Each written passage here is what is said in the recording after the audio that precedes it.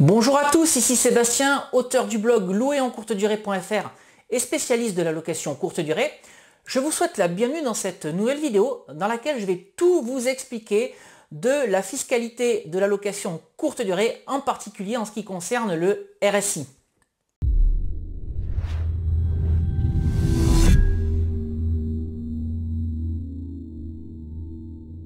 Alors depuis le 1er janvier 2017, la fiscalité de la location courte durée a changé, en tout cas pour les personnes qui font un chiffre d'affaires supérieur à 23 000 euros.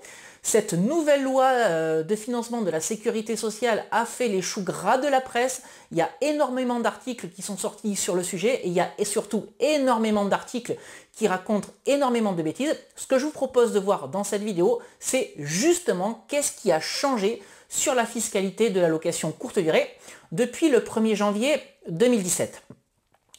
Alors ce qu'il faut voir maintenant à propos de la location courte durée, c'est qu'il y a deux niveaux de location courte durée. Dans un premier temps, les personnes qui vont faire un chiffre d'affaires inférieur à 23 000 euros, c'est-à-dire les personnes qui vont encaisser moins de 23 000 euros de loyer, et puis les autres personnes, celles qui vont avoir un chiffre d'affaires supérieur à 23 000 euros. Et désormais, l'administration fiscale considère que toutes les personnes qui ont un chiffre d'affaires supérieur à 23 000 euros exercent cette activité de location courte durée de manière professionnelle. Alors avant qu'on s'attaque au vif du sujet, c'est-à-dire avant qu'on regarde la fiscalité supérieure à 23 000 euros, regardons ce qu'il en est inférieur à 23 000 euros. Donc dès l'instant où vous faites de la location courte durée inférieure à 23 000 euros, vous êtes assujetti aux mêmes impôts, entre guillemets, que la location meublée traditionnelle. C'est-à-dire que vous allez payer des impôts sur vos revenus locatifs en fonction de votre tranche marginale d'imposition, et là-dessus viennent se rajouter des prélèvements sociaux qui sont à hauteur de 15,5%. Alors comment est calculée votre assiette d'imposition? Elle va dépendre du régime fiscal que vous avez choisi. Soit vous êtes au micro-BIC avec un abattement de 50%, auquel cas votre assiette d'imposition sera calculée sur 50% de vos revenus locatifs.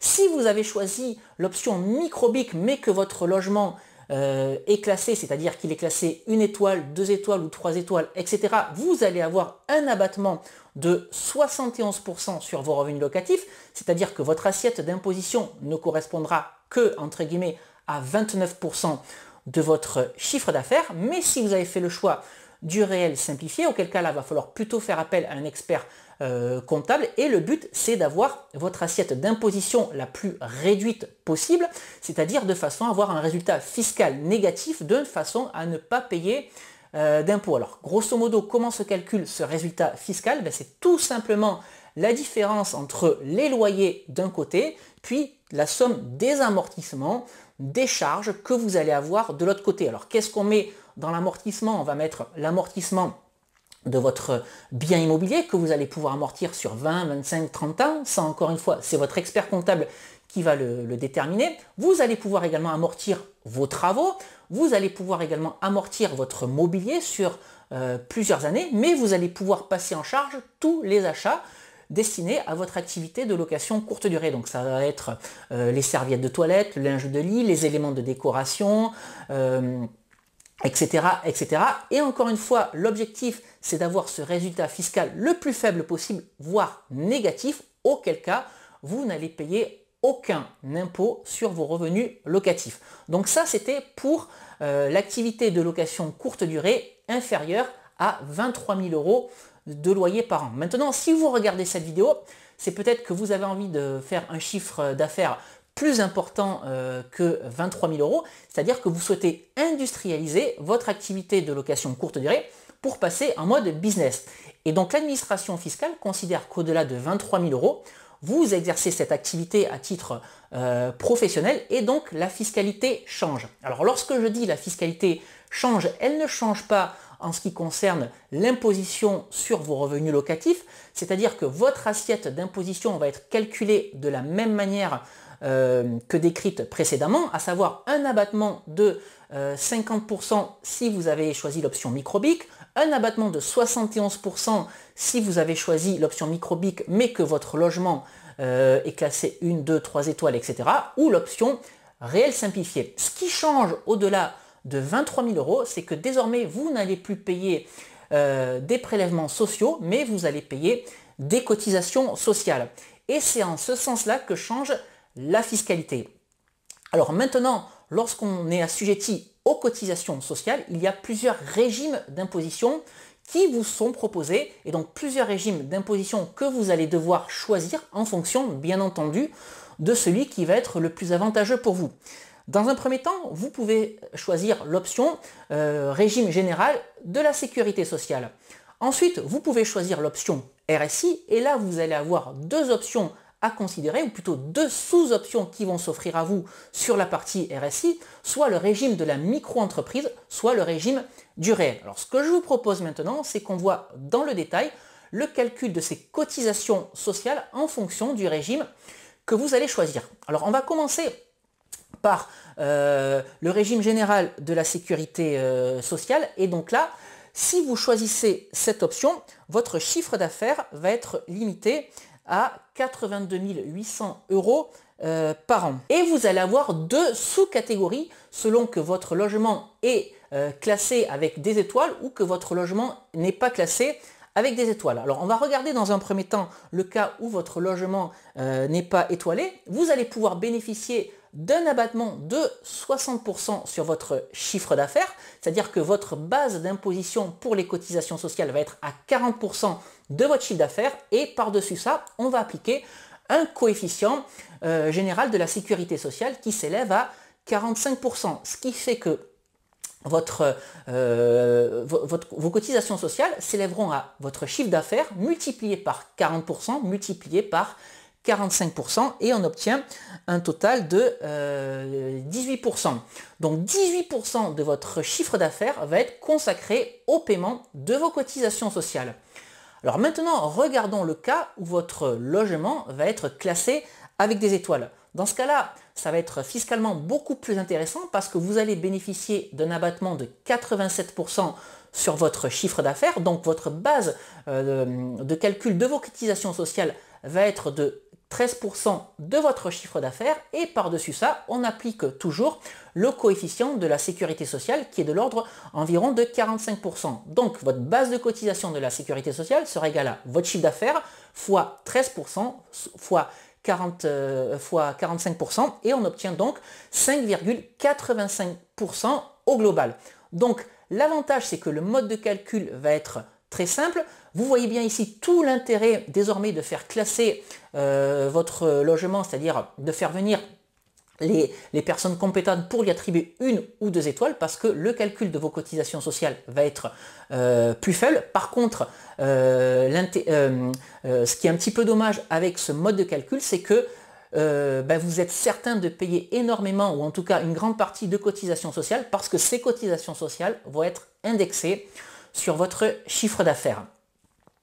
Alors regardons maintenant ce qui se passe avec le RSI. Je vous ai expliqué il y a quelques minutes ou quelques instants que vous aviez deux options possibles pour le RSI, soit l'option de la micro-entreprise, soit l'option du régime réel. On va commencer dans un premier temps par l'option de la micro-entreprise. Et là encore, il y a deux catégories selon que votre logement est classé avec des étoiles ou que votre logement n'est pas classé avec des étoiles. On va dans un premier temps prendre le cas du logement qui n'est pas étoilé. Dans ce cas-là, les cotisations sociales s'élèveront à 22,7% de votre chiffre d'affaires. Maintenant, si votre logement est étoilé, vos cotisations sociales s'élèveront uniquement, entre guillemets, à 6% de votre chiffre d'affaires. Donc, on voit bien encore une fois ici l'intérêt de faire classer son logement, puisque l'assiette de calcul des cotisations sociales passe de 6% du chiffre d'affaires à 22,7% du chiffre d'affaires. Mais l'option qui peut également s'offrir à vous, c'est de choisir l'option du régime réel.